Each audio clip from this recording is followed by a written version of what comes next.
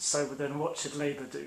When I spoke to Stephen Twigg, he strongly supported citizenship education, but he did not go as far as saying that the government should keep its national statutory curriculum, that is, with a programme of study and assessment criteria.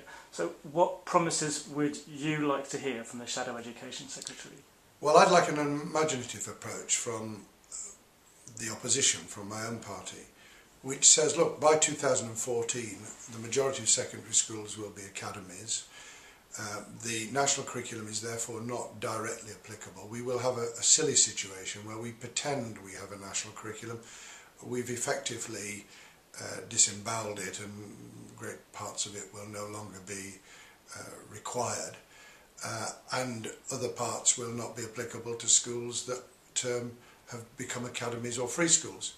So what I'd like to see is that there is a requirement on schools, as there would be for English, maths, science, geography, history, to actually have a particular period in which they are expected to teach citizenship, and that Ofsted would have an obligation to inspect, and a school would find itself judged just as much by whether it's teaching citizenship and whether it's teaching it effectively as they would from those subject areas that Michael Gove is committed and minded to make part of the core curriculum. So we'd have a common sense approach right across the board.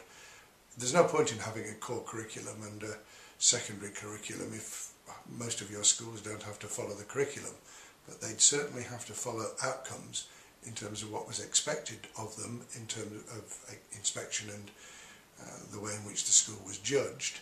And there would be a national framework which schools could draw down on, so that the most up-to-date materials and lesson plans could be shared, so that teacher training was undertaken on an effective basis, rather than believing that somehow, somewhere, another subject teacher with a particular specialism can maybe for a small part of every week suddenly become the citizenship teacher. It just doesn't work that way.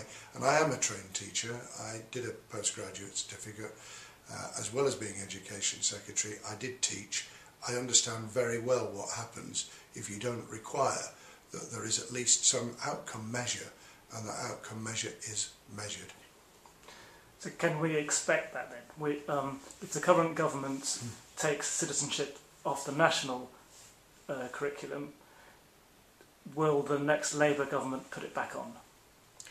Well, I shall press very hard that the next Labour government provides for citizenship teaching the same requirements that it provides for other key subject areas ranging from English and maths through science, geography and history. In other words, that there is an expected outcome, there is a measurable progress that has to be made, there is proper investment in training, and that we do ensure that materials, lesson plans and the best that's on offer is made available in a way that encourages schools to use it.